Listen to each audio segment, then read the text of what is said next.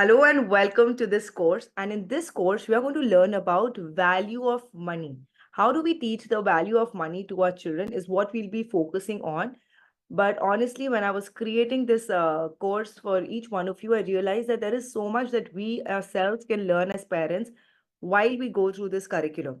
So let's get started. Let me first share with you what is it that we would be discussing, and I want you to watch this in one sitting. So it's going to be a slightly longish thing. If you want, you can take like a 5 minute break in between. But if you're watching this, I would love for you to watch this in one sitting and not like in three, four parts. That would be the ideal thing to do.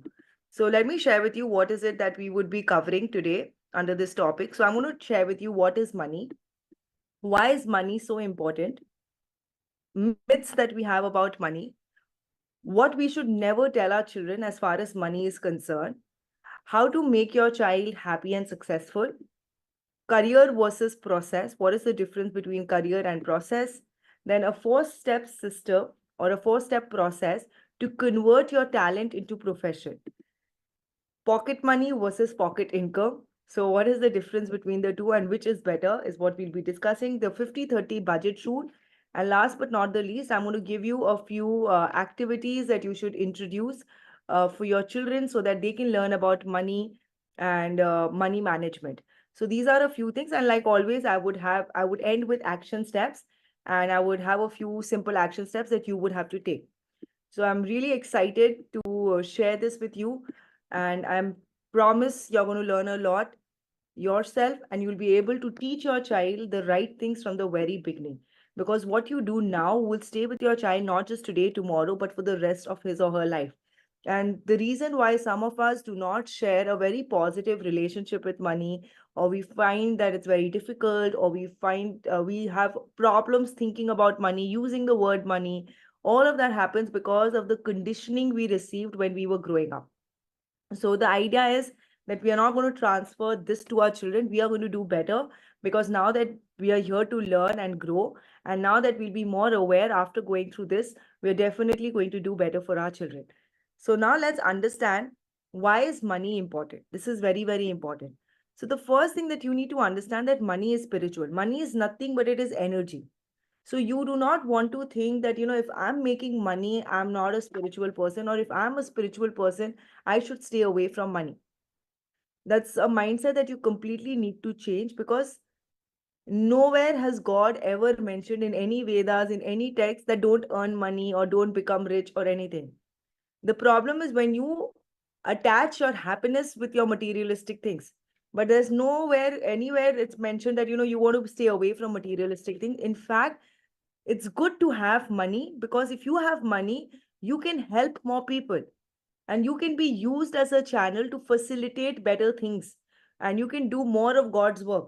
So you should never feel that, if I'm on the spiritual path, I should stay away from money, or I should not think about money. You can look at any spiritual person. All of them have a lot of money. Imagine if Sadhguru doesn't have money, how is he going to, promote his videos on YouTube? How is he going to have those ashrams where he's helping so many people learn yoga and learn kriya and all of that? So you need a lot of money, you need a lot of resources if you want to spread a good message. So if you are somebody good and you have a good message that can help good people, then it is your responsibility to try and become rich. So you should never feel, that's the weirdest logic I've heard actually. That, if you're spiritual, you stay away from money. Because if you are spiritual, it means you're a good person with a good intention, wanting to do good things. And the only way for you to reach out to more people is when you have the tools, the skills, and the resources to make your, talent and skills available to other people. So you want to understand that money is spiritual, and money is also very important because it would give you emotional freedom, because most of our fights, most of all of that kitch, what we go through is because of the lack of money. So you want to look at it because your emotional freedom is definitely important to you. And if you want that, you need money, because if you don't have that, you'll always feel stuck, you'll always feel confused, you'll not be able to do things that you want to do for yourself. So that's why it's important. It's important for your mental peace. And let me give you a small story as an example that will help you understand this better. So there were like group of 20 friends, and they were meeting like after many years. And they decided that they would surprise a teacher, like their college teacher. They thought that, we'll go and surprise our teacher. So all of these 20 boys, they get together and they go and surprise their college teacher. And when they go there, the teacher is serving them tea and serves them tea in different cups. Some cups are very good looking, some cups are very old, some cups are little broken from the side. So all the cups are looking different. And then he puts the cups on the dining table, and everybody is going and getting the cups. So whoever is going first, or whoever gets to see it first, is picking up the cup which is looking better, which is looking nice, which is not broken, which is not looking dirty. So it's like a human thing to do that. When you see something and when you see good and bad, your instinct is to pick what is good. So everybody picks like the attractive cups, and the broken cups, of course, people towards the end they pick it up, but nobody chooses to pick them up, even though the content, the inside the cup is the same. The chai, right? The tea is exactly the same, but the cup has changed, right? So what this story emphasizes is that the packaging really matters. So why is it important for you to be rich, or for you to tell your child the importance of being rich? Because you might have a lot of skills, you might have a lot of talent, but your packaging has to be good. And for your packaging to be good, you need to invest in yourself. So it is very, very important that along with giving the right values to your child, we also have to give them that good packaging, which means we want to give them that mindset that, making money is important. It's not a luxury, it is a necessity. So you don't want to tell your child that, this much is enough for me and this much is enough for us. We just need a good house and we just need good food and that's it. No, you want to tell them it's important, because the more money you make, the more good you can do, the more attractive you become to the world. So these are types of conversations you want to have with your child. So if your child comes and tells you, Mommy, I want to make a lot of money, you should say, yes, you should make a lot of money. I want to become, Mommy, can I be a billionaire? Yes, you can be a billionaire. Mommy, can I be a millionaire? Yes, you can be a millionaire. So never tell your child, no, it's not for us. Those are for business people. We are a service background, so we cannot do it. Or, I'm like, no point thinking like that. We should avoid those kind of conversations. In fact, you want to tell your child, why is it so important? Because it is spiritual. You are a good person. You should make a lot of money, and then you should help a lot of people. When you have money, you have more mental peace, more emotional freedom. And automatically, when the packaging improves, you automatically become more attractive to the world. So that's why you always want to tell your child that, it is important and it is necessary to try and make money. And it has nothing to do with you being less spiritual, or you not being a good person, or you being greedy. How many of you think I'm greedy? I'm not greedy. Because understand, if you are making money, it means you're adding value to somebody's life. And to add value, you have to put in a lot of effort. And only then would money come to you, because money is a byproduct of the value that you add. So if somebody has ever told you this, that if you're making money or if you're thinking about money, you're a greedy person, please do not honor what they are saying. And if your child is, ever tells you this, or if your child picks it up from somewhere and your child is telling you that, Mommy, if we make money, are we greedy? You have to tell your child, no, you're not greedy when you make money, because if you are making money, it shows that you're adding value. And if you are adding value to somebody's life, how can you be greedy? In fact, it is the opposite. Somebody who's making money can never be greedy. If this is a bulb on, put bulb on in the chat box. And if you're watching this as a recording, put bulb on in the comments. Because a lot of people tell us that, making money, not thinking about your child, not thinking about your family, you're a greedy person. No, you're not. If you're thinking about somebody outside of your family, you're trying to serve them, you're trying to add value to their lives, you're trying to solve a problem for somebody else. That's the only way you can make money, which means you're the opposite of being greedy. And that's, you want to make a lot of money and you want to inspire your child to make a lot of money. And if you're making money, you're doing good in this world. So you should be proud of it. You should not hide it from the world. You know, be like, I don't want to talk about it. I don't want to use the word money. I don't want to show off, or I don't want to tell people, and people will think I'm greedy. No, that's the mindset you need to drop. Now, what is money? This is very, very important. With time, we've started to look at money in a very materialistic sense, which means that only cash in the cupboard or, money in the bank account, all of that we consider as money. But that's not money. Money is basically, it's called Ashtalakshmi, So there are 8 aspects of money, and you don't want to teach your child that money just means having a lot of cash in the bank, or having a lot of cash in your piggy bank, or having a lot of cash in your cupboard or in your wallet. You want to teach them the full definition of money. So I'm going to tell you what are the different areas and aspects of money that you should talk about. So there are 8 types of money, right? So the first is Adilakshmi. What this means, this is the beginning of wealth, which means what idea are you using to create wealth? So your intention behind wealth creation. So like for me, it's coming because I want to help mothers, right? So my intention is to serve mothers. I'm adding value, and that's why I'm getting money. So what is uh the beginning of the creation basically. Then Dhan Lakshmi, this is the normal cash, money, bank account, and all of that, investment accounts, all of that we talk about, real cash basically. That's Dhan Lakshmi, right? This is what most of us think about. Then Dhanya Lakshmi.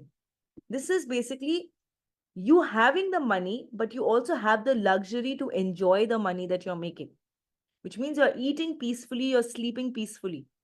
There are a lot of people in this world who make a lot of money, but they're not mentally at rest. They're still very anxious. They don't have time for their families. They don't have time to do anything else. So then again, you're not wealthy. You're not rich. Just having a lot of money in the account, but not having the time to go out and even have a cup of coffee. What's the point? And I've actually had a friend, she's an investment banker, and now she's left, but she was an investment banker. She's working for like 21 hours in a day, not getting sleep, making a lot of money, like a lot of money, multiple crores in a year. And she used to sit in the washroom and cry. So tough. Now her life is very easy because she's financially independent and she's not in that job anymore. But at least during that point, if you look at it, she was very cash rich, but she was not time rich, and she was not able to enjoy what she was making peacefully. If you want to talk about all of this to your child, Dhanya Lakshmi, then Santan Lakshmi, to be blessed with a child. So you're rich when you're abundant, when you have this blessing of having your own child, Santan Lakshmi. Then Vidya Lakshmi, the gift of knowledge. So you have that wealth of knowledge. That's also very, very important because if you have a lot of money, but you don't know how to use your money, you will lose your money in no time. And I have seen so many cases because I'm a part of big masterminds now. And there have been cases of people who have really gone to the top, made multiple crores, and then made some wrong decisions. And now they've come back to where they started. Why? Because they did not have the wisdom to manage the money. So, they say if Lakshmi comes without Saraswati, then Lakshmi will not stay for too long. So then Vidya Lakshmi, then Veer and Dhairya Lakshmi, which means patience. Do you have the patience to wait? Or are you like really desperate? So the wealth of being patient and not desperate. Then Vijay Lakshmi. Vijay Lakshmi means the ability to win over your challenges. Like, so if there is an obstacle or if there is a challenge, can you win over it? And I read a very beautiful message just today in the morning. So it's a picture. It was like a graphic where there was a horse and a boy, and the boy tells the horse, "Look, such a big gray cloud on the sky. It's so dark and dull." And then the horse looks at the boy and smiles, and the horse tells the boy that the dark cloud shall pass away, but the blue sky always remains where it is. If you love this, put love in the chat box. What this means is that good times, bad times will come and like the bad time will come and go, but the good will always remain. If you have the ability to find the good, and if you are able to overcome your challenges with grace, dignity, faith, calm, and surrender. So, your ability to win over these challenges, then Gaj Lakshmi. Gaj Lakshmi means that you have enough resources, you have enough wealth that you can actually raise elephants, because an elephant eats a lot of food, right? So you need a lot of resources, you need a lot of patience, you need pretty much everything to be able to raise an elephant. So wealth that is enough to raise elephants is what is Gajalakshmi, right? So when you talk about money to your child, you need to break it down. And you want to tell your child that, there are 8 aspects, which means we need to make money, but we should also be able to enjoy the money we make. We should have the right intention behind making the money. Why are we doing what we are doing? And then you also need to focus on your relationships, which means having child, family. So Santan Lakshmi, right? It's a relationship, because if you have money but you don't have people to share it with, it's not going to be of any use. You don't have anybody to celebrate with. Then the gift of knowledge, patience, the willingness to win over your challenges, and the ability to have enough to be able to raise elephants. So you want to share all these 8 aspects with your child and not just one. So this is called Ashtalakshmi. So if you love this, put love in the chat or in the comments. I think it's very important that we start to look, and when you start to look at it like this, you'll be able to identify that you are quite rich already because you have a lot of it. Right? And maybe just one aspect, maybe Dhan Lakshmi for some of us, and which is never enough. The more you get, the more you want. So Dhan Lakshmi, no matter how much you have, even Ambanis are not happy with the Dhan Lakshmi. They have so much, but even now they are working, they still want more. And that's how it is. So this is what is money. And of course, the economics definition that we all learn in school, that something which is transferable, something which can be carried from one place to another, something which is divisible, something which you use in exchange for something.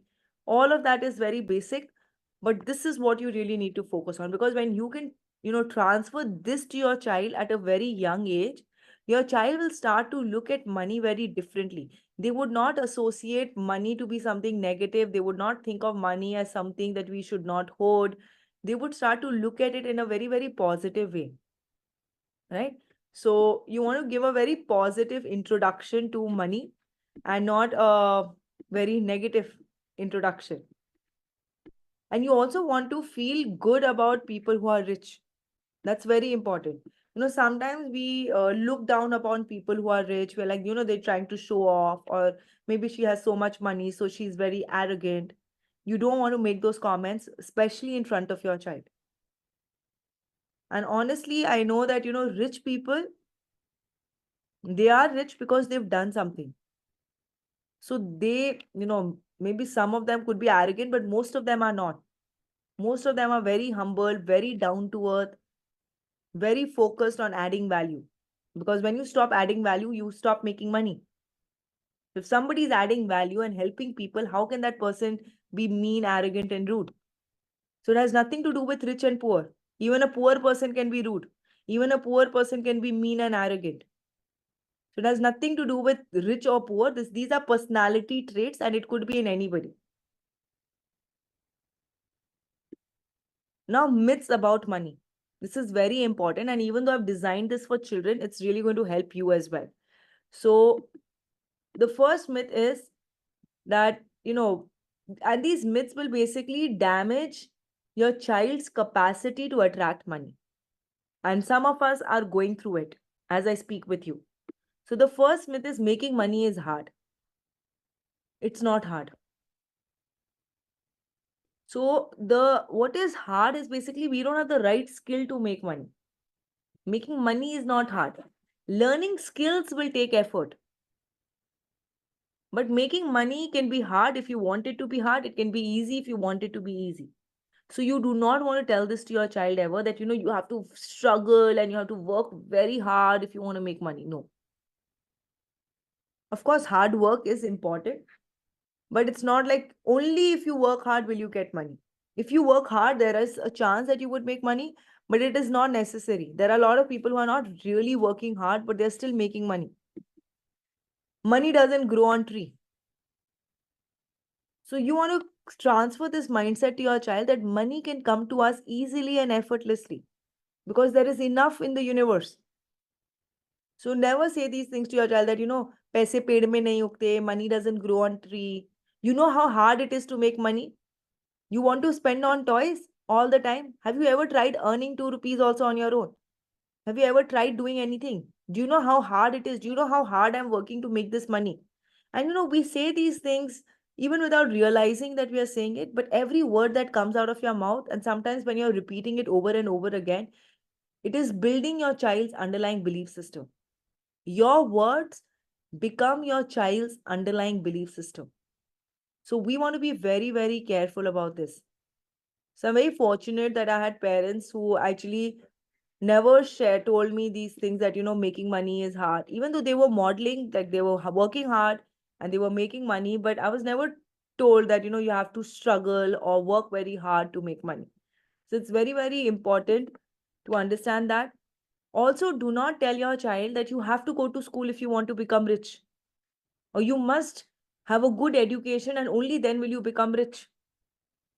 Because maybe schools are not designed in a way that's very interactive, and maybe your child is not enjoying the school time, but that has nothing to do with your child's ability to make money. Even if your child is not scoring too well, or even if your child is a school dropout, your child can still make a lot of money provided he has the right skills and he's adding value to people. So my father, he's only, he's done only till class 12. And he went to a Hindi medium school and he did college 1 year where he got to learn some English because his college was English medium. And I had a conversation with my father. I was like, what did you do? And he was like, I didn't do anything in college. All that I did was I had one very good friend who spoke very good English. And I told him that the only takeaway that I want from my college days is I want to start speaking in English confidently. So I just spent 1 year speaking in English. I used to hang out with this friend of mine and we used to just go everywhere together. And I was stuck to him because my aim was to just learn how to speak in English. So he was never a topper. He failed in math and he not really performed well, but he did good for himself. Why? Because he got the skills and he understood what people wanted. He added value. He created products and services which people really wanted, which made their lives easy. And if you do your own personal research, you will be able to find a lot of people who are college dropouts, who have not been to school properly, but they have done really well for themselves. Why? Because they have skills and they're adding value and simplifying life for other people. So don't tell your child this that school नहीं जाएंगे तो क्या करना है, घर पे झाड़ू मारना है क्या? अगर आप स्कूल नहीं जाओगे तो कोई काम नहीं मिलेगा आपको लाइफ में. If you don't go to school, you'll not get employed, you'll not do anything in your life. Why? Because maybe if your child does not, do well in school, then your child is carrying this belief system that because I didn't go to school, now my life is ruined. Now there's nothing left for me. Because my mom kept telling me that, if I don't do school properly, I can never get rich. So now your child is feeling very underconfident that I was not good at school, I didn't do school properly. So now my life is done. Now, no chance that I can become rich. So you want to tell your child, yes, education important, but it is not the only condition that you need to become successful. What you really need is you need to have a few skills that will help you, that will help other people. Because the minute you start helping other people add value to their lives, you become financially independent, you become rich. In fact, if you look at me in the work that I'm doing right now, the only thing that I'm using as far as my schooling and college is concerned is my ability to speak and communicate. But parenting is a skill that I learned much later. I educated myself, but it was much later. So you need skills. That's what you want to tell your child, that it's easy to make money. It's not hard. Money comes to us easily and effortlessly. And what you need is skills. Also, a lot of us have started saying things like, आजकल के बच्चे कुछ काम नहीं करते. उनको बैठ के पैसे कमाने की आदत है. They just want to sit and make money. They don't want to do anything. They've become very lazy. They become very spoiled. Understand that the nature of making money has changed. When my parents were making money, they had to do factory setup, they had to go, they had to hire laborers, they had to manufacture. Even that's still there. But there were very few options of you sitting at home because there was no internet, there was no laptop, computer, phones, technology penetration was very, very minimal. So, my parents could have never imagined sitting at home and making money. So sometimes what happens is because we have worked so hard to get where we are, we have this expectation that my child should also do this. And if my child doesn't do this, my child will not be able to make the kind of money I make. But understand, children these days are much smarter. So they're using technology, making money. Young kids, like, 9 years, 10 years old on YouTube, they're making multiple crores in revenue just by creating content on YouTube. How many of you seen that show, the Ryan's show? That guy is making so much money. He's a small kid. So they don't have to like work as hard as we did, or our parents did to make that kind of money. So we have to stop saying these things that this generation is lazy, they are very entitled, they are very spoiled. No, they are very smart. And they have different ways of making money, which we don't know how to. And because now like I'll share with you my own personal experience. So my mom-in-law has a very beautiful boutique in Alwar, and of course she has to work, right? Because you have to go shopping and you have to spend 2 3 days, finding the right clothes, seeing what people would really like and accept. So she does like lots of good clothes, and she doesn't make it herself. She goes to different places like Banaras, and she has her vendors in different cities, and she gets like really good stuff. And also she does artificial jewelry, so she has to go like every year 4 5 times. She has to travel and find the right thing, spend one full day looking for things. It's a little labor intensive, right? And then when you come back also, and when you're like selling off the counter, again, you have to be there to show them, to show the customers what you've got. And then the folding and all of that. Of course there are people to do that, but people are required, and it's time taking, and it's labor intensive. Now, the kind of work that we are going to do as coaches, it would not be that time intensive.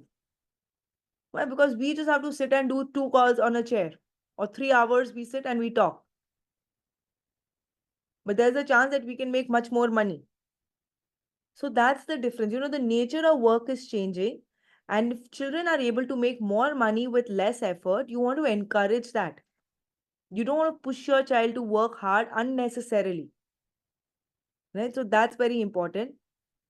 And yes, also this, that only honest people are rich, and to make money you have to be dishonest.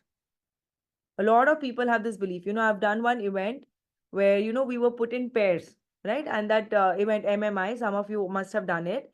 We were put in pairs, and so my partner, so we had to share our underlying beliefs about money. So my partner, she told me that I have this very strong underlying belief that people who are rich are dishonest, because that's what her parents told her. So she's like, whenever I look at somebody who's very rich, coming from a good car, or very good wearing good jewelry, even though I know that that person looks good, the first thought that comes to me is that, this person is not honest, because this person has so much money. So the person must have lied or done something wrong, and only that's why this person is rich. So you don't want to transfer this belief to your child. You want to tell your child that, honesty has nothing to do with how rich or poor you are. They're two completely independent things. Rich people can be honest, and you can make money with 100% honesty. And especially in the kind of work that we are doing, you cannot make money if you're dishonest. Why? Because the minute you start lying, people will feel you, because it's all energy. It's all energy. So you have to be congruent with what you're saying. You have to be congruent with what you're talking about. Because if you're not, people would be able to make sense. They can see through you. So these are a few myths that you want to stay away from. You don't want to transfer these beliefs to your child. Very, very important, because even one wrong belief can become a huge obstacle and make it very difficult for your child to attract money into his or her life. So always, yeah, making money. And also one other thing that I never tell my child is, this is so expensive. I'm going to add this here actually.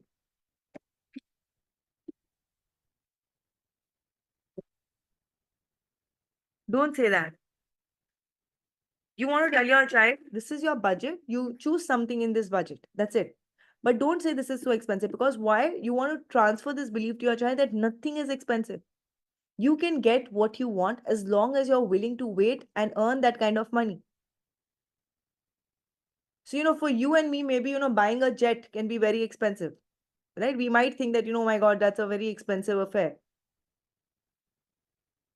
But it's not. It's expensive for us. Why? Because we don't have enough money. That's why we are finding it expensive. If you had that kind of money, you would not find it expensive. So things are not expensive. What we have is limited. So instead of thinking that things are expensive, you want to think of ways to increase your money basket.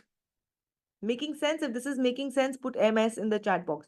So don't say that, things are so expensive, this course is so expensive, or this car is so expensive, or this house is so expensive. No. Instead, you're going to say, I want this. What can I do to make this kind of money? Yes. If you love this way of thinking, put love in the chat box. I think like that, to be honest. So I don't think that, this is expensive, that is expensive. I keep saying that, okay, I want this car.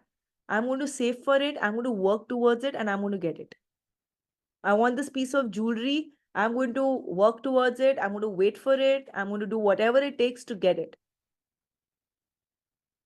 So that's also important. So never tell your child that, I'm not going to get you this toy because it's very expensive. No. You tell your child that, okay, you want this, we are going to wait for it till your birthday. You can make them wait, but do not tell them it's so expensive. Right? So these are a few, and all of us make these mistakes. I think even I must have made a few mistakes in the past, but now that we know better, it is our responsibility to do better. Right? Now, one thing that you must never ever tell your child. This is very important. So I want you to make sure that you never do this with your child. Is that you tell your child that, what? I'm working so hard just for you. I have spent so much money on you. Just 1 second. Yeah. That, I'm working. Okay, I think my, just give me a minute. Mind map got replaced.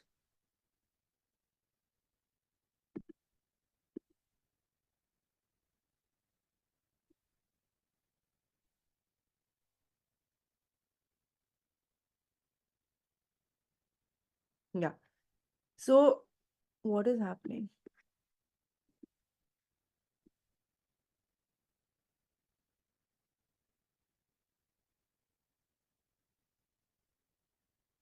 Just a minute. I'll pull out the right.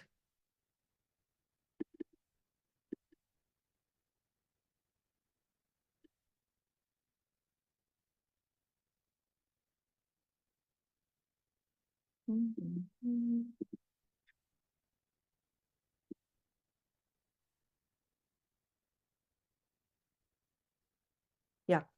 So you never want to say this to your child that, I'm working so hard just for you, or, I'm spending so much on you and still you don't appreciate what I'm doing for you. We are sending you to such an expensive school, but you're still not studying. You're wasting all our money and effort, or this is not your money. This is my money. You didn't do anything. I'm doing this for you. No. So the idea is either you don't do anything for your child. And if you're doing it, you please don't tell your child. Don't make your child count it. Let me give you an example that will help you understand this. So let's say your husband is working very hard and your husband is providing for you, maybe like, you're a homemaker and your husband, buys like a diamond ring for you, let's say, or buys a nice gift for you. And then every time you're doing something, your husband like, how can you speak to me like this? Remember, I bought you that diamond ring. How can you say this to me? I'm doing so much for you. How would we feel? Won't we feel weird? You'll, after some point, you'll come to that point that, what? I don't want your diamond ring. Please keep it. I'm happy without your ring. But please don't keep mentioning it. Just that you got it for me. Don't keep talking about it all the time. Put smiley in the chat box if you're understanding what I'm saying. So imagine every time, you somebody gives you something and maybe it's expensive or whatever, but they keep talking about it. I'm sending you for holidays. I'm taking you on holidays, spending so much money on you. So never bring money into your relationship. The value of your relationship will reduce. So if you are doing it for your child, You don't make your child count. You don't make your child feel that, my mom is spending so much money on me. Your child's respect for you will start to reduce.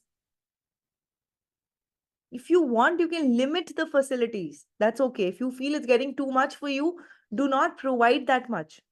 But whatever you provide, you don't want to keep mentioning it. I'm sending you to the best school. How much am I spending on you? Remember, I got you that expensive toy last month only. I'm not going to spend any more money on you. No. So the idea is to be okay with limiting the facilities. That's completely okay. But whatever you're providing, you're not just going to keep repeating it like a parrot. And there's, like this example. Yes, they will. And that's how we learn. And that's why we are here to avoid what we have been doing for so long. So, there were two brothers, Ram and Shyam, right? And this, both of them were given one plant each, one pot with plants. So Ram was not like, was taking care of the plant, but he was okay. Like he was leaving it in the sun. He was, doing basic stuff. Shyam was extra careful about his pot, taking too much care. Like, taking, putting sunlight, this, that, always attending to the pot. And then what happens? One day there is a big storm, thunder, and, everything is shaking and it's very windy. Shyam, who was taking very good care of his pot, the pot dies. The plant dies. Ram, plant is still okay. Why? Because the plant became strong, was not given too much protection, not given too much facilities. But Shyam had given too much facility, too much protection. And that's why it was not able to withstand the storm. So just like that, if you want your child to be strong, you limit the facilities. But you don't have to be like, I'm going to give you everything and then I'm going to keep making you count what I'm doing for you. No, not the right way. Some of us will put our children into expensive workshops and classes and be like, you cannot miss this class. You know how much I paid for this class? 3,000 rupees for one class. You just cannot miss it. Don't send your child to that class then. But don't keep telling your child that, you have to go because I'm working so hard. And after working so hard, I'm putting so much money in your education, putting so much money on your activities. No, it will weaken your bond. And nothing is more valuable than the bond that you share with your child.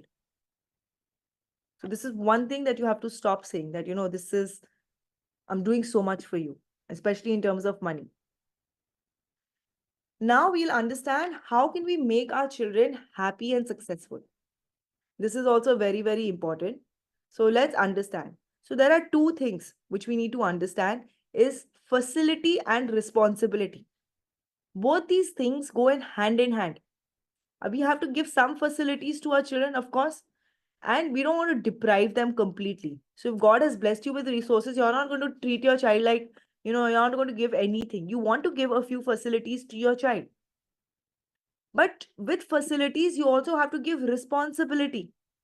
Because if you're only giving facility and giving no responsibility, what are you doing? You're setting your child's life, you're designing your child's life for failure. Yes, so the example let me give you an example. So like, Duryodhan, a lot of facility, no responsibility. What happened? He actually told his father that why don't you take sannyas? He told Duryodhan this, that, why Duryodhan tells his father Dhritarashtra that why don't you take sannyas so that I can get the throne sooner. Imagine, son telling his father that, why don't you leave office? I want to rule all of this. And you're so old, so just get out of the office now. So it's very important that you are giving responsibility. Like the Pandavas, they were given facility. It was not like they were living on the streets and they didn't have anything to, they were also kings, right? So when they were growing up, they were sent to a good school, just like Duryodhan was sent, same teacher. So they had all the facilities, but with facility, they also had responsibility. So when you have this, you have to, strike for balance. So always make sure that responsibility is more than facility. So I'll share with you, like, when we were growing up, there was no problem financially when I was growing up. But again, my mom, she used to make sure that we went walking for all our tuitions. And we had to either go in a cycle or we had to walk. Even if the car was there, it was compulsory that we had to walk and go. Why? Because they wanted us to practice. And my feet, like my feet and my twin sisters, we had very sensitive feet. So the minute we used to walk in the sun, we used to get blisters, chala, when we were little. And I clearly remember this. I was around 5 to 6 years old, but I remember this so properly because I felt that my father was being very rude to me. And I had like big blisters on my feet. And I thought that, my father is really going to pamper me and he's going to, like, take care of my blisters. But what he did was, he was like, if after walking for just 10 minutes, this is the situation of her feet, make sure that she's walking every day. रोज चलाने भेजो. And with those blisters, I had to go back next day and walk till my class. So why? Because, that made me tough. And now I don't have blisters. So, when our parents are sometimes doing those things, we feel that, how can they be so insensitive? How can they be so rude? But actually, what he did is now helping me in a way because now I don't get blisters when I walk. So my feet became strong. I was, now I don't get it. So there was he had a choice to provide facility, but no, he was more focused on making me responsible and making me strong so that I can take care of myself.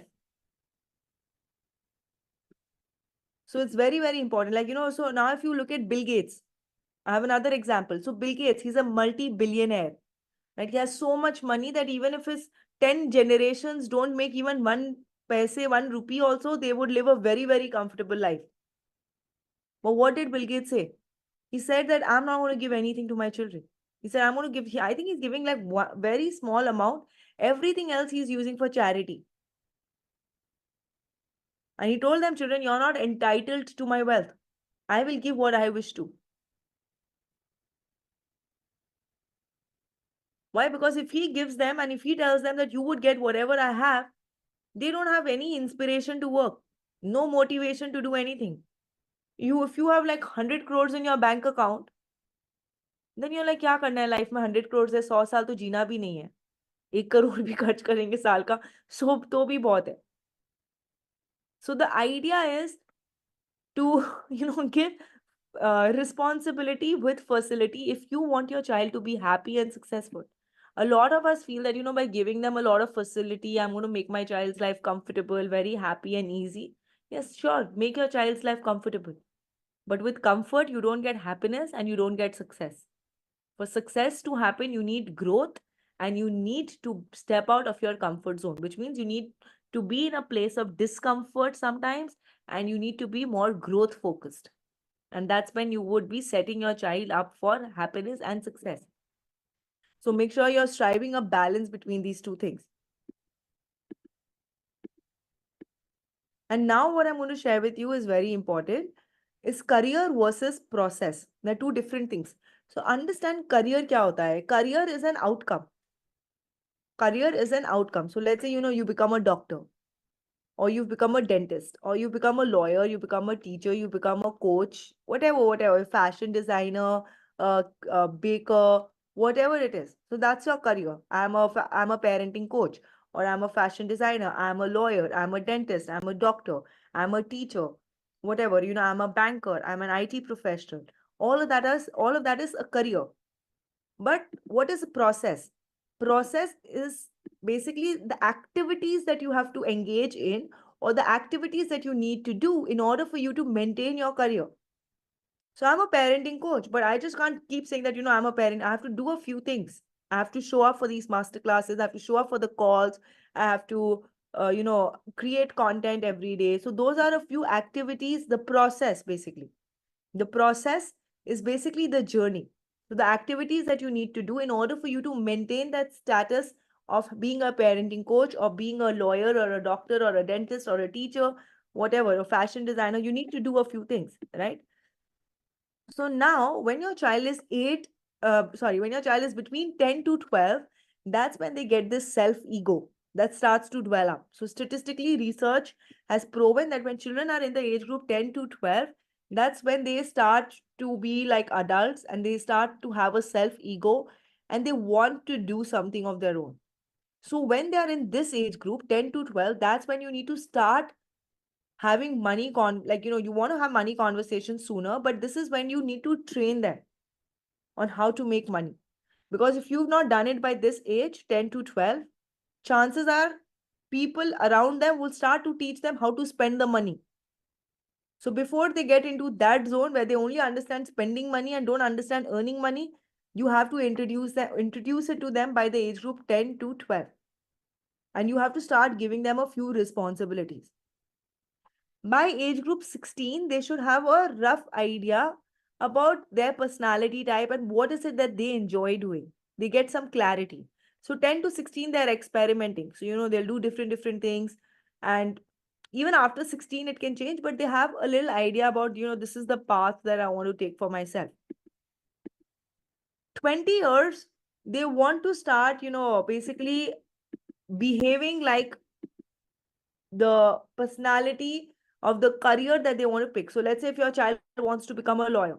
So your child wants to behave like a lawyer. So you want to inspire your child that you want to become a lawyer. So you should dress up like a lawyer, you should sit like a lawyer, you should talk like a lawyer, you should move like a lawyer. So they should try and emulate what other people in that specific career are doing. So if I wanted to become like, I didn't want to become a parenting coach when I was 20, but let's say if I did, then I would start to model other parent coaches. So by age group 20, you want to tell your child to pick some role model from that particular career which they feel is the right career for them. And then they want to emulate those people. And by age group 25, they should have some financial success, which means they should have made their own money by age group 25, which is not coming from you, but it's coming from somebody outside of the house. So when he works with passion, then money will automatically follow. But you have to actually design this for your child. So when your child is 10, you want to inspire them to start a small venture of their own. You want to get them into that money making mode and mindset. Then by 16, you want to help them get some clarity. So career counseling and all of that you can do. I personally feel that, I'm not sure, like I'm very grateful that, I'm doing what I'm doing. But I sometimes feel, imagine if I had got this sooner. Like I also believe in, divine dealing. I believe in God that, you cannot change his timing and all of that. But I feel there's no proper guidance. I kept switching. I kept doing my own thing. So I feel sometimes that I did waste a lot of time, energy, and resources, especially that prime time, like, from once you leave school till your master. So those are like 5 years. I could have done so much more in those 5 years. Why? Because I'm hardworking. I know that I'm a good student. So if I had found a mentor just after I left school, and if I would have got the right guidance, my life could have been completely different. Like I'm very grateful for the life that I have right now. So I don't want it any other way. But I'm just sharing this. So, for all of us, we have a choice to give them the right guidance and to get them the right mentors when they are in this age group so that they're not wasting time. And that's why you would see that a lot of school dropouts, they actually do well in life because they're not wasting those 5 years in undergraduation and masters. But you're not really doing anything, but you're still, memorizing stuff out of a textbook, which has no real life world application. But they're actually, on the field doing some work. And that's why, by the time they are 23 and by the time we are 23, there is a huge difference between them and us. Because all we have done in 5 years, we've sat with books and we've memorized stuff and we've given exams. And they have been working and doing something real for the last 5 years, adding value, solving problems. And they deserve to be more financially rich. They deserve to be more financially free. So, this is what you need to explain to your child, that there is a difference between career, there's a difference between process. Career is the outcome, process is what you need to do in order for you to maintain the career that you choose for yourself. And this is what you need to plan. You don't have to tell them that, at age 10, you're going to do this, at age 16, you're going to do this. But you're going to do it with your child, even without them understanding that you're doing it. And later, it's going to really help them. Now, this is very, very, very important. And this is going to be applicable to each one of us as well, right? It is a 4-step process to convert your talent into profession. What this means is, maybe some of us have a lot of skills, a lot of talent, but we are still not rich. So your talent has nothing to do with your bank balance. You can be very intelligent, you can be very smart, you can have a lot of skill, talent, but that will still not guarantee financial success. Why? Because your talent is something you know. Your talent is good for you, but you need something else to make this talent available to the world. You need a few other skills. So let me give you an example in terms of parent coaching only, because some of us want to become parent coaches. So imagine you want to be a parent coach. You have a lot of information on parenting, but now you need to learn a few skills to make your information available. Video making skills, conducting master classes skills, the skills to sell, the skills to make yourself visible. Because if you don't have these skills, your talent is not accessible to other people. And if your talent is not accessible to other people, you're not adding value.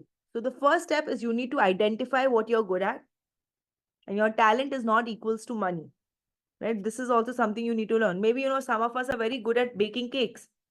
So you're a good baker, you're very skilled. You have the talent to make cakes, but you don't have the skill to make your baking pictures or taking nice videos of the cakes that you're making. You're not showing it to anybody.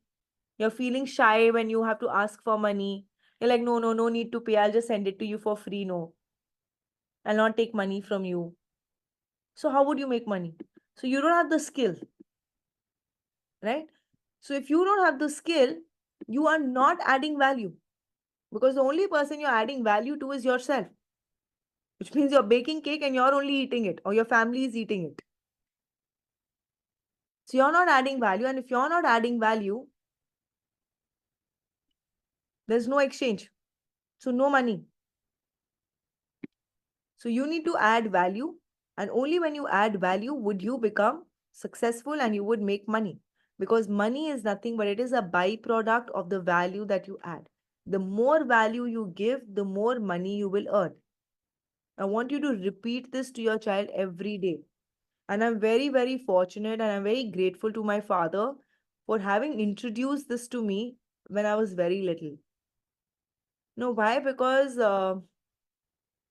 when I was growing up, my father used to work a lot. Like he was like a proper workaholic. He used to leave at 4 in the morning, and later it got much better. But in the initial stages, when he was also young and he was also trying to, financially secure the family. So he used to leave at 4 in the morning and used to come back late night, like 11 o'clock, 12 o'clock, because he had these meetings with government officials where they had to go to pubs and clubs and, get entertained. And all of those things used to happen. And I remember asking him one day that, we have so much money. Why do you have to work so hard? Because, we were living a very comfortable life. So I told him that, why don't you just ease out a little and, just spend more time with us? And I always was a very curious child. So I used to have a lot of questions all the time. And this would be like, when I was 7, 8, maybe I asked him this question. And he told me that, I'm not making money. I'm not working hard to make money. I'm working hard to add value. And when I add value, money comes to me. And this line, money is a byproduct of the value that we add. I think I got introduced to this line when I was 9 or 10. So the more, and like so many workers are working in our factory and their families are dependent on us. So imagine if I stop working, if I stop going, they would not have a job. And if they don't have a job, the whole family is going to suffer. So you're adding value through your products and you're providing employment to so many people. And now so many lives are, improving just because of the work that you're doing. So if the more people you help, the more money you make. Example, just for you to remember this. 2 pieces of bread. How much would the cost be? 5 rupees. But you take the same 2 pieces of bread and you put cheese slice. You put vegetable. or you put paneer tikka or aloo tikki in the bread and you turn it into an amazing sandwich. How much can you charge for it? You can charge 300 rupees easily. We do go to restaurants and we pay 300, 500, 600 rupees also for a sandwich and fries. But for the same thing, if you were just buying two breads without any other value added inside those two slices, you would not be okay with paying more than 5 rupees or 10 rupees for it because you get one whole packet for 50 rupees. So understand that it's very, very important that you add value. The more value you add, the more you make. It's as simple. So just, in the kitchen also, you see, you take any sabzi, कोई value नहीं है ना उसका 10 rupees, 15 rupees, 20 rupees, you can buy potatoes. But you turn those potato into a good dish, aloo dum ka sabzi or something, and you send it to somebody, maybe let's say you're a home cook. You can charge whatever you want. You make a sizzler out of those vegetables. Just like that, the more value you add. So you want to tell, so understand this is the 4-step process. Talent, identify what you're good at. Then you learn the skills to make what you're good at available to the rest of the world. So let's say, you identify that, I'm very good at baking cakes. Now you need to learn a few skills, maybe Instagram, maybe making videos, marketing, pricing, packaging, branding. These are few skills you need to learn. Now, when you learn these skills, automatically your cakes become more attractive to the world. And you can charge a premium. And when you're selling those cakes, you're adding value because you're making somebody happy on their special day. You're saving time for them, which means you're solving a problem. Because they don't have to sit and make their own birthday cake. And probably they don't even know how to make a birthday cake. So it's a problem that you're solving for them. And now because you're adding value, solving problem, you can charge for that cake. You'd pick anything. And you'll be able to break this down into 4-step process. So you pick a skill that you have. Then you pick a talent that you have, that, I'm good at this. Let's say you're good at Bharatnatyam or you're a Kathak dancer. So that's a talent. Now you need skills to market your talent. So you need to have, you want to make posters or you want to make flyers. You want to be on Instagram. You want to market yourself. You want to conduct a free workshop so that people get to know how good you are at it. So you want these skills. And these skills you have to learn. Like, for parenting, I was very confident that, I know content, parenting content are that. But I needed my mentors to teach me all of these skills. How to record the course, how to, automate emails. All these skills I had to learn. And then I was able to serve people, add value, and then, of course, natural exchange of value, and then money flows in. So it's a 4-step process, and you need to keep talking about these things to your child. So if your child comes and tells you, Mommy, how do I make money? Now you know what to tell. Like, oh, it's very easy to make money and money comes to us easily and effortlessly. Let me tell you how you can make money. So let's sit and make a list of things that you're good at. Let me see what you're talented at. And let your child come up with a few ideas. So let's say I know what my son is going to say. If I ask him, he'll say, I'm very good at football. Great. So if you're good at football, how can you help others with your skill? So you can be like, I can teach other people football. That can be one possibility. Or I'm going to play for my country. That can be another possibility. So for that to happen, you need a few skills. And then when you have those skills and you're helping people, money would come to you. So you need to tell your child, this is how you make money.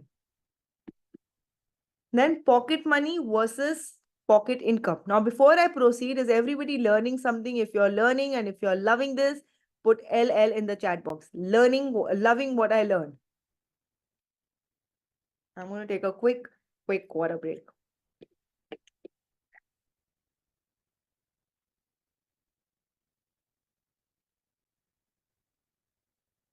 Yes. So pocket money versus pocket income.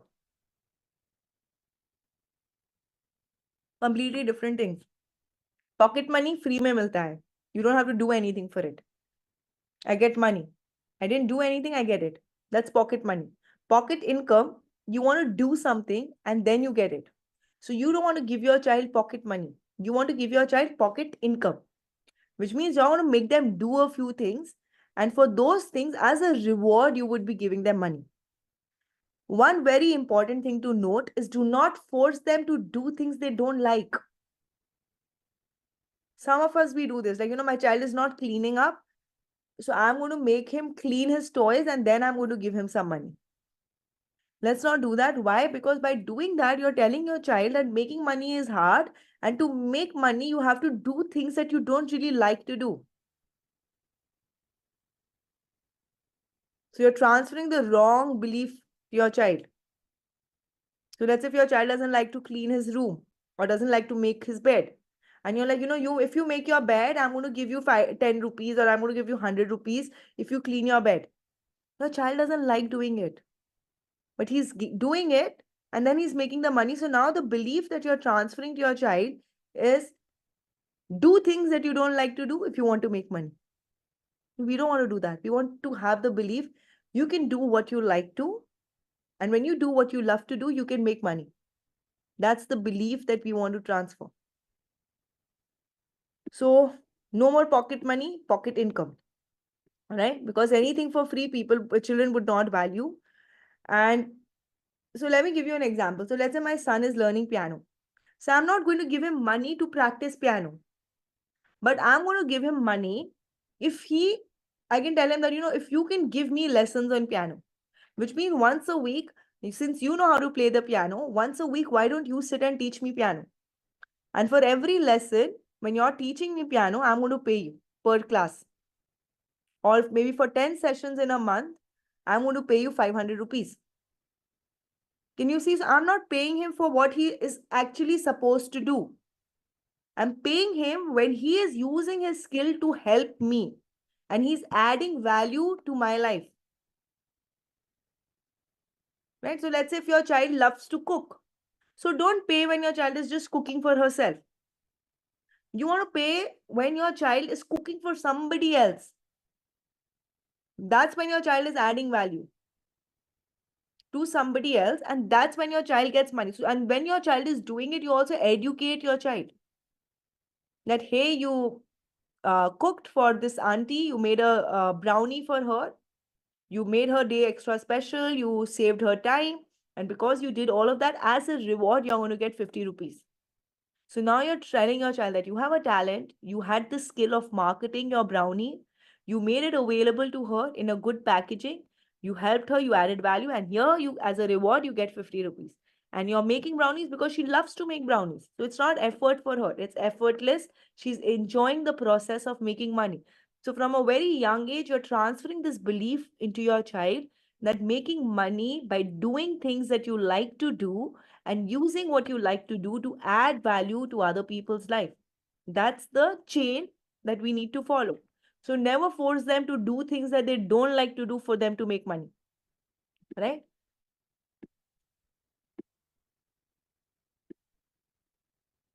So, that's why you are going to use this process of pocket income in exchange of things that they like to do. Amazing. So we are almost halfway through and let's see what's in store because I have the best is still left because I'm going to give you a lot of fun activities that you can do with your child and to introduce money management and to introduce money into their lives. Right. But before that, we have another thing that we want to cover, the 50-30-20 rule. And this is a very effective rule. So let's say you want to tell your child that, I'm going to give you 1,000 rupees or I'm going to give you 1,500 rupees. Out of this 1,500 rupees, what you should do is you should spend 50% on your needs. Needs means things that you really want, like not want, sorry, things that you really have to have. So let's say, example, let's say your child uses a bicycle to go for his tuition classes. So it's a need, right? Because they need a cycle to go to their classes. So here the cycle would be a need. But let's say your child wants the same cycle that his friend has. That's a want. That's not a need anymore. So let's say I need a laptop to do the work that I do. That's a need. It's compulsory. I cannot do the work that I'm doing without a laptop. But let's say if I start fussing about it, I want this best laptop that Apple makes. Otherwise, it's not possible for me to. That's a want. That's not a need anymore. I have a phone, that's a need. We all need a phone in today's world. But now, if you're thinking that I want to spend on a 3 lakh rupee phone because somebody else has it or I want it, that's a want. That's no longer a need. So, you want to sit and make a list of things with your child, things that they need and things that they want. And then you want to tell your child that the major portion of what you're making should be parked in what you need. Then the smaller portion, 30% maximum, in what you want. So let's say, if they want to have something junk, or if they want to buy something like a, let's say a music, a video game, or it could be a music subscription, like a Spotify subscription or a YouTube subscription. All of that would be something that they want. It's not like their life would not move forward without them having these things, right? And then you also want to tell them that 20% minimum you should be saving. So this 50-30-20 rule you can teach your child. So you can tell your child that, if I give you 1,000 rupees, how much are you going to spend on your needs? How much are you going to spend on your wants? And how much are you going to park towards your savings? Right? So it's basically, the idea is to, uh, the idea of this 50-30-20 rule is to show them the difference between these three things. Because usually when we are spending, we have no idea what we are spending on. And not just our children, even as adults, some of us have no idea what we are spending on. So for me, I feel education is a need. It's not luxury. I think it's a necessity.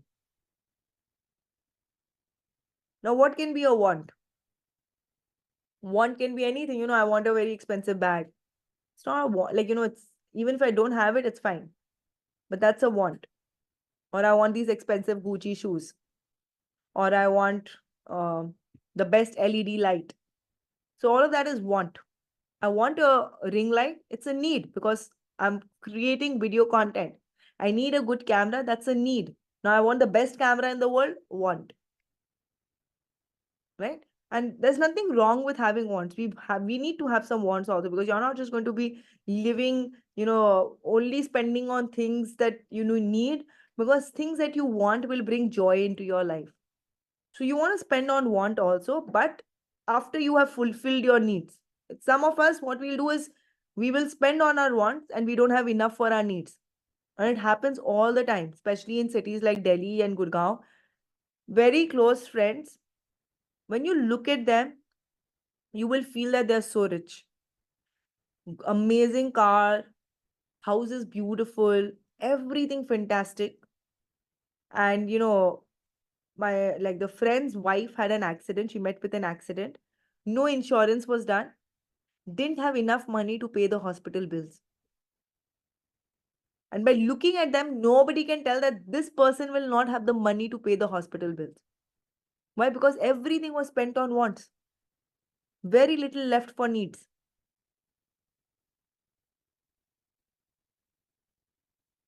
Some of us will buy expensive clothes and jewelry and all of that. All of that is want, not your need.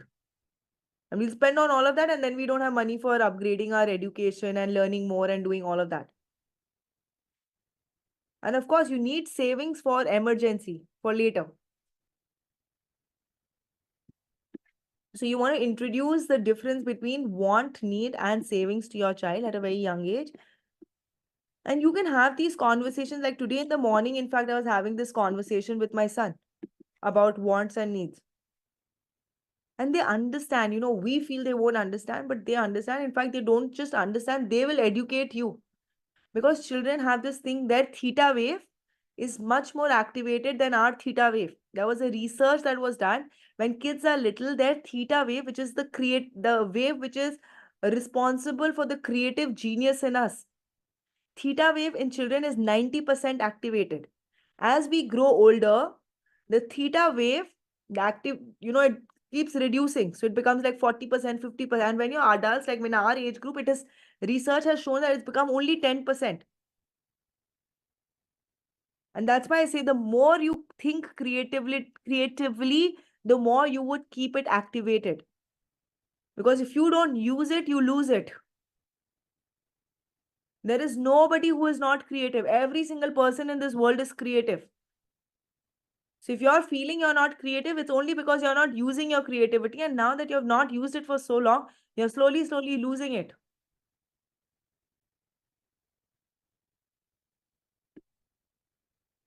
Now, activities. So how many of you are super excited for these activities? Put SE. So I made a list based on what I did as a child, based on a few things that I researched and I looked up. And I'm sure your kids would love it. So let me share with you these activities. I have a long list.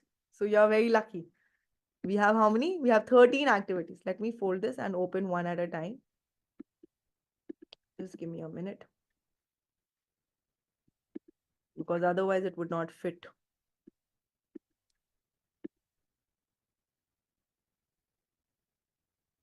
Yes. So now activities to introduce money. So the first activity is grocery store math. I used to do this a lot with my grandfather. So every day in the morning, I used to go vegetable shopping with him because I was always an early riser. Even as a little girl, I was always an early riser. Only I think for 2 to 3 months in my whole life, I have woken up late in the morning. That's also because I was not able to sleep. So after I finished my undergraduation and before I went abroad for my higher education, in between that 3 month gap, I remember staying up late in the night and getting up very late in the morning. That also used to happen because I cannot sleep well if I'm not exhausted enough, which means I should be mentally active or I should be doing something physically exhausting for me to actually put myself to sleep. So that period I was literally wasting time, not doing anything, chilling and having fun and all of that.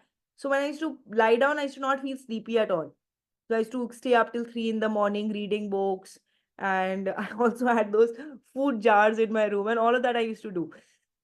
So, but you so I used to get up with him. Yeah, let me come back to this. Sorry for the digression. So I used to go with him, and I remember my grandfather used to, ask me that how much would we get back? I'm giving this much. This is the total. You do the math and you tell me how much would we get back. Then we used to go to 2, 3 different shops, see the pricing. Then used to see this shop is lesser. Let's go and buy from here. So all of these calculation you can make your child do when you go shopping with your child. Just yesterday we went to 24/7. So I got my son yogurt and I made him do the math. So I told him that, I'm giving this uncle this much. So how much? So, we have started using Paytm, GPay and all of that. Sometimes use real cash just so that your child can learn. Because when you're using Paytm and all, there's no exchange happening. You're not showing that, you're giving, you're taking back. So with your child, if you're not doing it very often, maybe once a week, you can factor in that, you're going to use only cash and you go shopping with cash and then you let your child do the math for you. Of course, depending on the age of your child. But even if your child is little, you do it yourself and let your child observe what you're doing. That also would help. Then the second is, play store restaurant, as in, you can do a pretend store. All of us have done this when we were little, that, you'll make your own store, you'll display small things, or you'll have your own restaurant and you'll make your menu. How many of you have done that? If you've done that, put me in the chat box. So when my son was little, I used to do a lot of these role plays with him, where he used to, make a shop. He has to have different things and insane numbers my son used to put. Like, he'll put one tiny car and he'll be like 100,000. I was like, I'm not going to pay 100,000 for this car. So then, we'll negotiate. He'll be like, okay, fine, you can give me lesser, you can give me 50,000. And then I'll be like, okay, no, that's also too much. Can you do a little lesser for me? And then he'll be like, no, I'll not do less. Maybe I can give you this extra free keyring with it. So you'll teach your child negotiation skills. You'll teach your child, how to manage cash, how to, decide the price and all of that. So they learn these skills from a very young age in a very fun, playful way, right? How to manage customer, how to negotiate, how to calculate how much money has to be returned, how to come up with these creative strategies that, okay, fine, I'm not going to give you a discount, but I can give you a freebie instead. Will that be okay? And you would be surprised, you don't have to teach your child these things. They would come up with these ideas themselves. So like, this idea, when I was negotiating with my son, he actually told me that, I want to give you this key ring with the car. for free, but I cannot give you more discount. So it's going to really teach them these things. And then you can create a visual, savings board. What is that basically? Let's say your child wants a video game. Just an example. So for that video game, the price of the video game, let's say it's 10,000. So what you can do is you can make a visual board, put a picture of that video game, or you can just write video game on it and write the amount that your child wants for that particular video game. Now you tell your child that on this board, you keep mentioning how much money you're saving and you keep totaling it up till you get to your goal. So what will happen? Your child can visually see that 10,000 rupees, I have saved 500 rupees, your child will write 500. Then next time your child is putting some money aside for the video game, your child will put that number, and then your child will total it, and then very soon your child would be able to afford that video game. So now you're teaching your child two things. You're teaching your child how to save to hit your goal. And the second thing you're teaching your child is how to wait, which means you're not giving it instantly, no instant gratification. A little delayed gratification is what will get success for your child. So you can create the saving goal board. Right? So I'm sharing these strategies. You use it depending on the age of your child, of course. Then, of course, money sorting and counting. This is something that you can do with small kids. I used to do this. You mix coins of different denomination, like 5 rupee, 2 rupee, 1 rupee. Then you make them sort it in different bowls. And once they've sorted it, you are going to make them count it. How many 1 rupee coins? How many 2 rupee coins? How many 5 rupee coins? How many 10 rupee coins? So you're going to sort it and then they're going to count it. So the idea is to make money an attractive thing for them. Right? So you want to make them friends with money. You don't want to transfer any negative beliefs about money. So they should feel that, if I have money, I can do good in this world. If I have money, it means that I'm doing something good for somebody else. And that's why I have money. Then, of course, budgeting game. This is something that my mom used to do. And I didn't know it back then that, she's doing it. But, she used to tell us that, there's a party in the house. So I'm going to give you. And she did this, when I was in class 11, 12 or something like that. Then, the budget, she's be like, I'm going to give you 20,000 rupees. You plan everything. The food, the catering, and, the flower decoration and all of that. So what happens is your child will start to learn how to manage funds. So you don't have to, you can start with a small amount, but it's important you trust your child. It may be that you could have done it for a little lesser, but you need to trust your child. Even if they're spending 1,000 rupee extra, that's completely okay. That's learning cost. You're paying that towards your child's learning. So don't be too hard on your child that you could have done this for 1,000 rupees lesser. No. You want to tell your child that this is, and if your child saves something out of the money that you give, you can also appreciate your child. That, I'm so glad that you did such a fantastic party, but you also managed to save a little out of it. So you can actually do a real thing, or you can also do it like, you can just pretend that you're giving that budget to your child and you're asking your child to plan everything, and you're going to ask your child how much would you spend on food, how much would you spend on gifts, how much would you spend on travel, how much would you spend on whatever other things that might be necessary for that particular thing, right? So you can do this budgeting game with your child. Then role play financial situations. So this is again, you come up with any situation that, like it can be, let's say you're the main caretaker of the house. So tell me, how much money would you have to make if you had to run this whole house? And how would you spend the money? So then your child has to come up with a plan that, okay, let me see how much are we paying towards the electricity bills? How much are we paying towards water bill? How much are we spending on vegetables? How much are we spending on food and grocery every month? How much are we spending on those miscellaneous things like toothpaste and shampoo and all of that? How much are we spending towards that? How much are we spending on education? So then your child would get a rough idea that this is the total monthly expense of the house. Now, if this is the total expense, and I also need to save, and I also need to spend on some things that bring joy to me. which means, going to restaurants, going for movies, traveling, all of that. What would happen is your child would become more conscious. Your child would understand that, what are the different areas that we spend on, and it would just make your child financially more evolved. So you want to do these kind of financial situations with your child. Of course, if your child is 10, you can easily do this.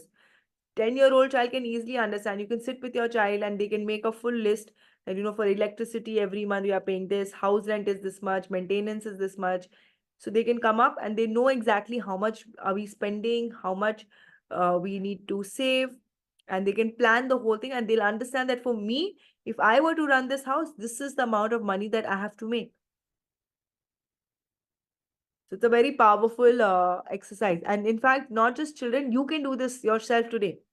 You can sit and you can make a list of all the different departments or all the different sections where your money is going. How many of you would love to do that? Put love in the chat box. You and your husband can do this together. It would give you a lot of clarity. You should always do it backwards. That this is the monthly expense minimum. If you are living a comfortable life, this is what we need minimum. But this is not just all we need, because we also need to save every month. So if this is what is going out and this is how much we want to save every month, this is how much we need to make as a family for us to live a comfortable life and for us to become financially secure. So let's say if you have decided that if you want to retire with an X amount of corpus, then when I retire, this is the amount of money I want. So there is a way of calculating the present value. So let's say if you've calculated that if I have 20 crores after 30 years, that would be enough for me to live a happy retired life. So what is the present value of 20 crores? That's what you want to calculate. Then you want to see how much do I need to invest every month, given that my money is compounding at, let's say, 10% per annum. So you would get that number, which means this is the amount that you need to save every month for you to be financially secure 20 years down the line. How many of you didn't know this? How many of you know your number? If you know your number, put yes. If you don't know your number, put no.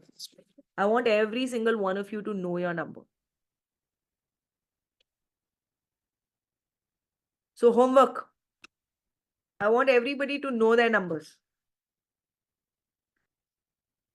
Right? Because if we are not financially managing ourselves well, we cannot teach this to our children effectively. Right? Yes. So then DIY piggy bank. So for small kids, this is really fun. You give them a piggy bank, let them put stickers on it, stickers of their favorite characters. So I did this with my son. I got him those mitti wala piggy banks. And on that, you can let your child stick some football stickers or whatever your child is fond of, so that it becomes more like their piggy bank, which they have customized it. And then, they'll save towards it and they'll keep putting a part of it in it. And later towards the month, they can calculate how much have they saved. So then DIY piggy banks. Then virtual stock market stimulation. So with slightly older kids, you can do that. But before you do that with them, you need to know how it works. So very simple. You can tell your child that, let's say if you have 10,000 rupees, how much are you going to put in mutual funds? How much do you want to put in direct equities? How much you want to park in insurance? How much do you want to put in PPF? Or, what type of stocks you want to buy? What is your risk appetite? So those kind of activities also you can do with your child. Every day, I think you should spend at least 10 to 15 minutes learning about how to manage your money. Because, when you start early, you have an advantage because, your money will compound. If you don't start, if you keep pushing it, your money would grow, but it would not grow as much as it could have grown if you had started early, right? Then charity donation projects. This is again very interesting. So you can tell your child that, okay, let's pick a cause that we want to support. So let's say your child is like, I want to buy toys or I want to buy clothes for or for the orphanage, the kids in the orphanage. So then you decide, okay, how much money would you need for that? So you come up with a number. Then you tell your child, okay, let's save towards it. So your child is going to do those things to get pocket income. From that pocket income, your child will put aside some fraction for this cause. So again, you can just like the savings chart, you can build a charity chart kind of a thing. And then once your child hits it, then you get that money, you go and help people. So now you're also teaching your child that it's very important to use your money to help other people. So charity donation projects, then financial literacy books. So read books about money like Think and Grow Rich. This is a book that everybody should read. If you've not read it yet, please make sure that you do so. And if your child is of age, you can start asking your children to read these books. You can transfer a few good values from those books to your child. So in Think and Grow Rich, there is this whole segment. Let me share this with you in brief, where this person, they are digging gold, okay, like digging diamond. It's a diamond mine and they're digging. And so they keep digging, and they get no diamonds. So then he's like, okay, I don't think, and to extract the diamond from that mine, he spent a lot of money on that machinery and the technology, right? But after digging for hours and days and months, they did not get any diamond. So they were like, okay, fine, I'm going to stop this project and forget it. I don't think there's any diamond. And then he sells that machinery to some scrap person, and he's like, you just take it. Now, the person who buys that machine at almost like 1/10 the cost, he thinks that, okay, let me just dig a little more and see what I get. Just 4 inches extra. And he gets to the diamond. And he becomes like a whatever, he becomes like super rich. Just because that person gave up. Had he spent another hour, he would be the owner of all that diamond.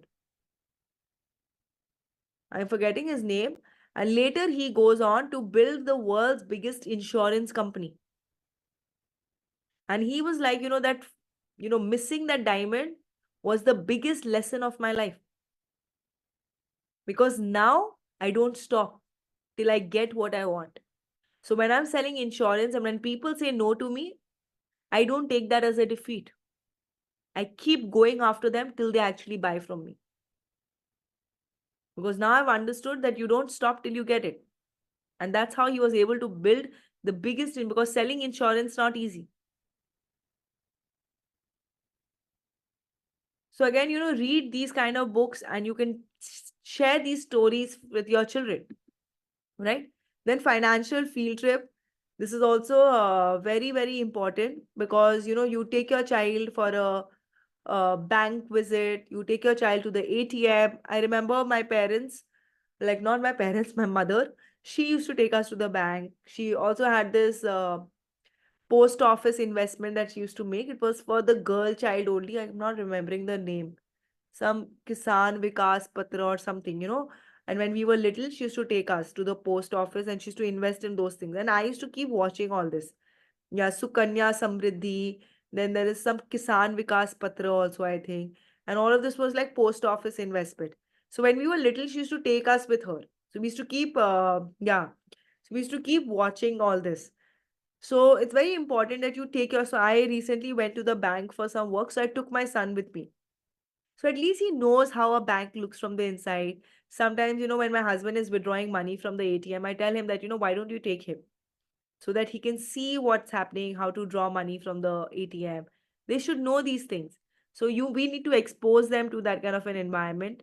You can also have like a small meeting with a banker where the banker is talking about the savings account, the current account, what's the difference between a savings account, current account, what is FD, what is RD, what is PPF. So, you can slowly start to educate your child about this, and you can actually, uh, make these trips with them. Then plastic money, debit card, credit card. And my mom did this. We were in class, I think five. All of us had debit cards. Five siblings, all of us had debit cards. And it was I was in class five, and that was a big thing in that time. Right? No, none of my friends had debit cards. And my mom got this for us because she wanted us to learn about plastic money.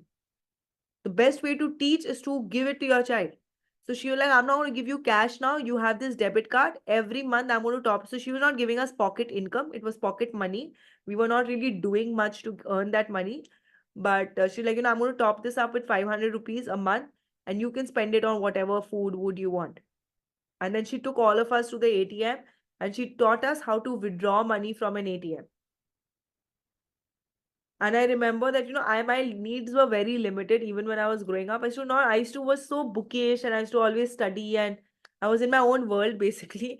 So I remember once I had not used my debit card at all for a month and there was some charge. So 500 rupees became lesser than 500 because if you don't use your card for a certain number of days, maybe some rule that time, your money is deducted. They charge you for not using. So that was a lesson I learned as a child. That, if I have something, I need to also use it. I just can't keep sitting on it. So you want to teach them about that. And then, of course, money journal. So you can tell your child to maintain a journal where they are mentioning that, today I made this much or today I got this much money as a gift. This was the inflow and this was the outflow. So, cash flow. You want to teach your child that, when money comes in, it's an asset. When money goes down out, it's a liability. So, you can teach your child this. Let's say if you have a house where you are living, that's not an asset. It's a liability. Why? Because you're paying the rent, you're paying maintenance, you're paying for people to take care of your house. So money is flowing out.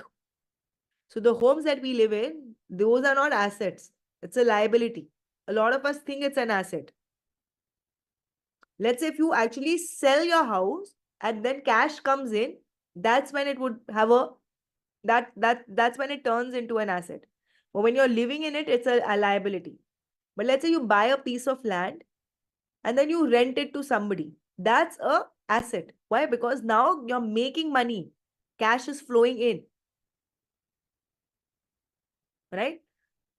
So money journal. So these are a few things that you can do with your child and activities that you can introduce them to and teach them how to manage money and inspire them to make money and just the aim should be to have a very positive relationship, very positive association with money.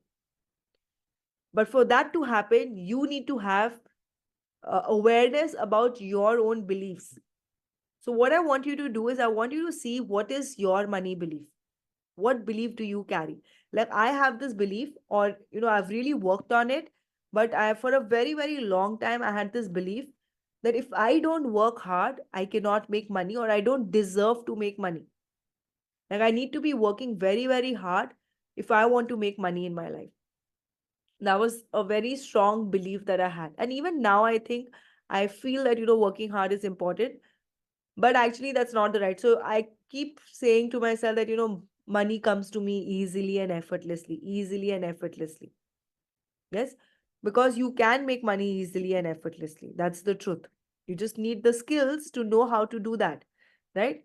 So go back to your childhood days and see where you picked this belief from.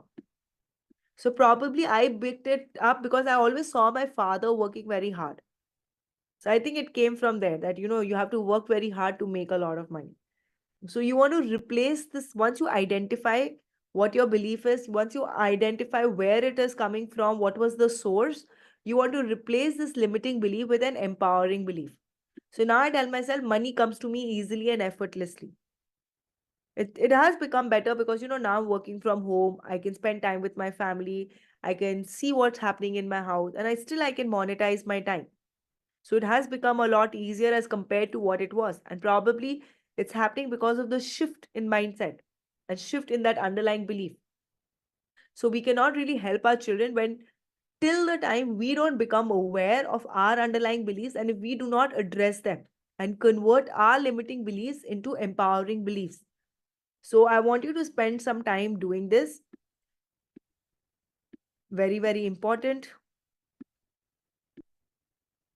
So let me just share with you quickly what all we have covered. So we discussed what is money, why is money important, myths about money, what we should never tell our children, how to make our children happy and successful, the difference between career and process, the four-step process to turn your child's talent into a profession, Then pocket money versus pocket income, that why we should give pocket income and not pocket money. The 50-30 budget, 50-30-20 budget rule. Then we discussed a lot of activities that you can introduce to your child to teach them the concept of money and money management. And then, of course, working on our own money belief. So this is all that we've covered.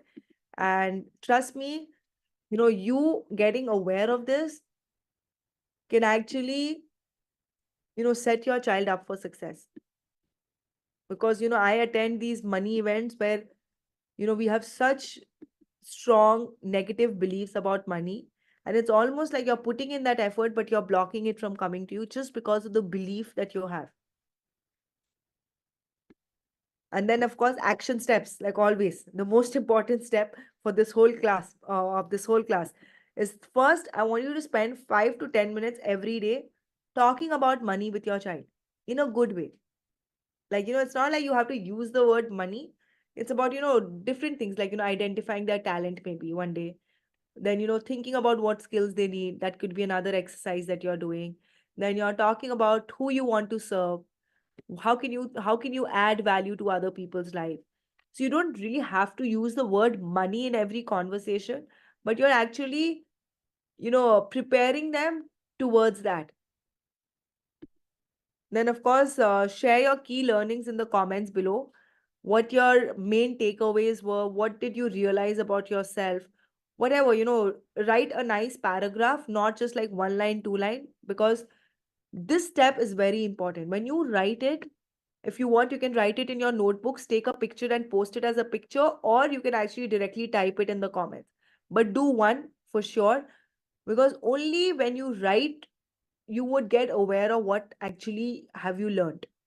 Because when we hear so much, a lot of processing is happening. But when you write it, you would understand what really hit you and what you really need to work on. So that, and then of course, I would love for you to connect with a mother and discuss everything that we've learned. Because when you revise, when you share, when you're discussing, that's when your brain will hold on to information. You going through this once is not enough. You need to share this with other people. You need to share it with your children, your family, probably your husband, because what your husband would say would also build your child's belief system.